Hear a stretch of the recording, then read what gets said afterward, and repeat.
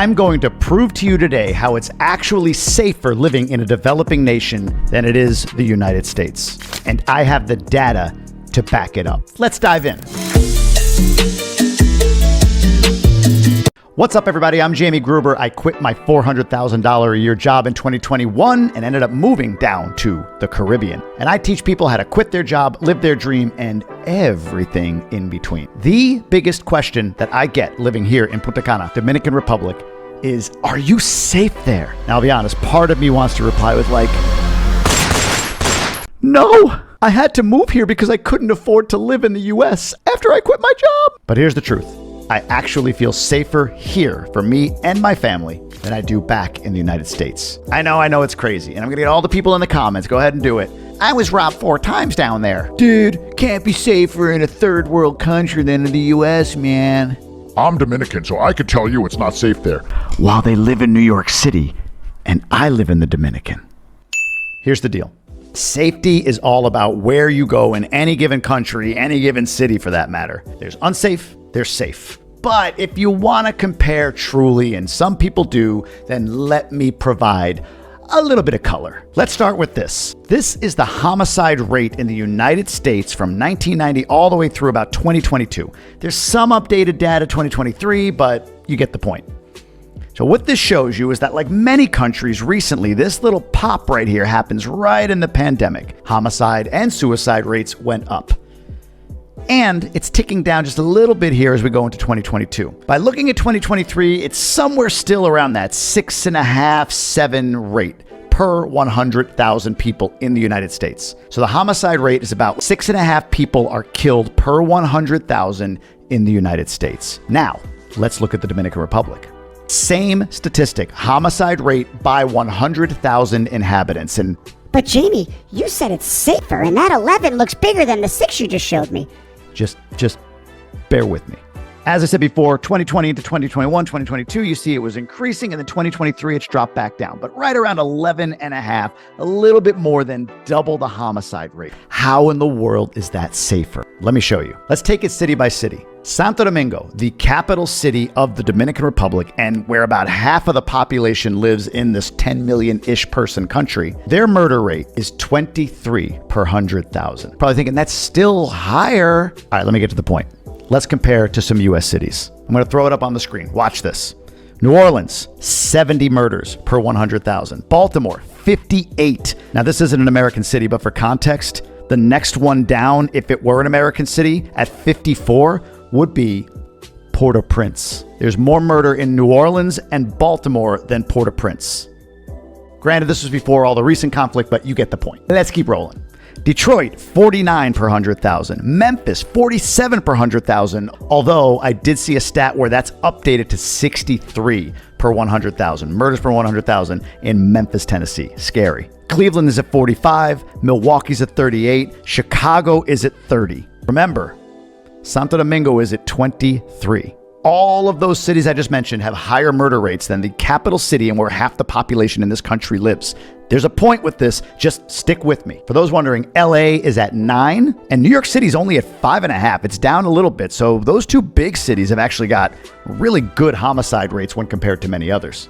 So now let me start with this. If Chicago and Cleveland and Milwaukee and Detroit and Baltimore and New Orleans have higher murder rates to the tune of 2 to 3 times that of Santo Domingo, are you telling me that you would never go to New Orleans or never go to Chicago, or it's too unsafe to go there? Or could it be that in those cities, we all know that there are pockets and neighborhoods that you just shouldn't go to, that the crime and the murder and everything else is highly concentrated? So when I hear this narrative about DR is more dangerous, could it be that most of the crime is taking place in the city that represents half the population of the country? And if we're comparing to these other US cities, that city has pockets of crime within it. Now let's go back and look at those 2 crime rates I talked about. So the overall US crime rate is at 6.5%. So the US homicide rate is 6.5 per 100,000 people. Overall, with a dozen or more cities that are way above that rate. But your 2 most populated cities, LA and New York, are actually at or below that rate. So what that means essentially is in a big country like the US, it's pretty clear that all of this 6 is in concentrated areas, while the vast majority of the country doesn't have an issue of high homicide rate. Now flip it back over here to the Dominican Republic. At 11.5 homicides per 100,000 inhabitants in a 10 million person country, where the most populated city has 23 per 100,000. What do you think it is in the rest of the country then? Here's a hint. It's lower everywhere else. Let me be really clear here. I'm not saying DR better than US, US better than DR. What I'm saying, though, is the folks that want to claim this high amount of violent crime in DR are talking about concentrated sections of a specific city in the country driving the overall rate for said country.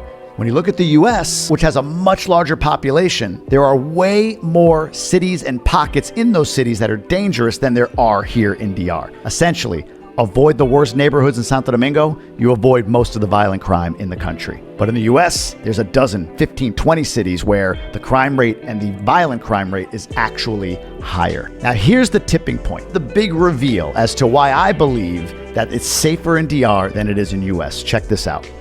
This unfortunate graph shows mass shootings in the United States from 2014 through 2023. While the number is slightly down from the last year or two, that is still a ridiculous number of people who die in mass shootings.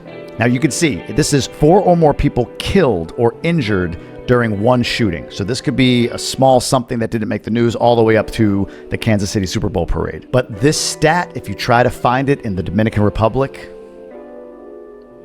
it's not there. When I send my kids to school, I'm not worried about somebody coming in with a gun. When we're walking through plazas and outdoor malls, I'm not worried about somebody picking me off from the roof. I have that worry and that fear for me and for my family, more importantly, back in the United States, even in the nicest of towns. Here's the olive branch I want to extend to those who We're dug in on like Dominican is not safer. You don't get it, you gringo. Of course there's crime here.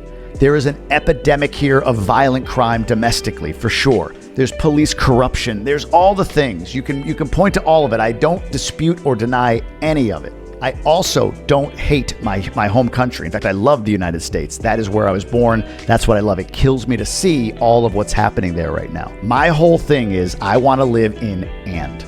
The United States is amazing and the Dominican Republic is amazing. The United States has its safe areas and the Dominican Republic has its safe areas. The United States has its problems and the Dominican Republic has its problems. All of that can exist, and I can make the statement I made in this video that it is safer here, generally, in the Dominican Republic than it is in the United States. And the reason I say that is I can avoid it more here than I can there. If I stay out of the wrong places, I probably won't be affected by crime here. That used to be the case in the United States as well. Don't go to the south side of Chicago. Don't go to the west side of Detroit or east side of Detroit. I lived near Detroit before moving here, so don't shit on me about Detroit. It's a great city. But now you can be in the nicest town, in the nicest state, and still some psycho with a gun just decides it's time for your life to be over because they have a grievance of some sort. You could be at a celebration like the one in Kansas City. You could be at a festival like the one in Las Vegas at Mandalay Bay. And it's an opportune time for somebody to want to exact revenge on innocent people. I don't see that here. Now, if you're not following everything on Instagram or haven't seen everything, I want to show you this quick video of mine that I did so you can get a sense of what safety looks like here. This is a day in the life of me in Punta Cana. What's a day in the life like here in Punta Cana? I get that question a lot, and I want to show you just the typical day for me. Today, I had a dermatology appointment back there at Punta Cana Doctors. I do it annually because I'm pasty and I have moles and I have to make sure they're all checked. I was checked, I have my prescription, I'm going to walk across the street, come with me, and get this cream that I need taken care of. Some people mentioned on this like, oh, whoa, cream. You okay? If you can see it in the video, there's like a little red dot on my nose. Can you see it right here? Can you zoom in? Dan, you got it? Somebody told me that red spot could be basal cell carcinoma. So I went to the doctor. She looked at it, did a little whole microscope thing, and it's not, thank God. But I do need a cream to clear up like the whatever the issue is in the skin underneath. So that's the cream. Also, while at the dermatologist, I thought, oh, you know what? I've been wanting to get my blood work done for prostate, cholesterol, all of that stuff. So she wrote it for me. Why not? I love that. So the dermatologist, I just said, hey, I got to get a referral to the lab to get blood work done. Like, it's not your thing, and I want to do it for like general practitioner stuff. She's like, whatever. Checked it off. I can go. It'll be covered by insurance. And right up the road from the pharmacy is Referencia, which is a lab that I can go to. It's open 24/7, and I'll get my blood work done there tomorrow when I'm fully fasted. So the pharmacy I'm going to is called Punta Cana. I went to the one closest to Punta Cana Doctors, which It's right there. By the way, I'm not running here. This is, we did a little time elapse. So my editor sped this up so that it would time elapse for me to get through over to the pharmacy. But this is Punta Cana Village. This is the road that goes through the two main residential areas here. And again, I'm walking around, I guess it's middle of the day, but still walking around safe. No problems for me. Right there. And the cream I needed is at the other Pharmacana, which is inside La Galleria. Love walking through La Galleria. It's always fun and lively.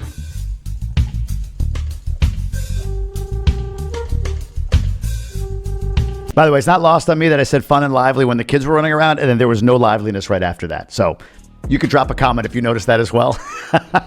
But just throwing that out there. We arrived at the other Pharmacana.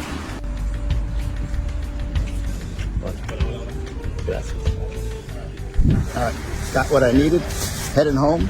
For the record, I left my house at 11:50, walked to the doctor, had my appointment, over to the first pharmacy, waited there for a minute, over to this pharmacy, got my stuff, all told, 58 minutes. Door to door. Not bad. What do you think? Was this helpful to see? There you go. So that is me walking all around this neighborhood that I live in Punta Cana. Yes, people say it's a bubble, but doesn't everybody live in a bubble? Who doesn't live in a bubble? You move to your neighborhood to be in a bubble from something else, right? We all live in a bubble. So yes, I'm in my bubble here in Punta Cana. Get over it. But the point is, I'm able to walk around here in this other country, this developing nation, just fine by myself, barely speaking the language, and I'm fine. And by the way, it's not just exactly where I am in Punta Cana. I can do this in many different parts. I can go up to Jumbo Plaza. I can go up into Cortecito and be perfectly fine. I had somebody comment on one of my videos and said, You have to be careful when you're walking around in the capital at night by yourself. walking alone, capital at night by yourself. Yeah. Don't you have to do that everywhere? I would do that here, even though I would still be pretty safe. But walking around in a city by myself at night, you should be careful no matter where you are. That's just my take. So here's the big question. Have I convinced you that this is actually safer than it is right now in the United States? Now, if you're wondering like cost of living to live in a safe area like this, check out this video right here and it'll go through all of it for you. And be sure to subscribe. Click that subscribe button. It really helps me grow the channel and hopefully provide you with even more information about quitting your job, living your dream, everything in between.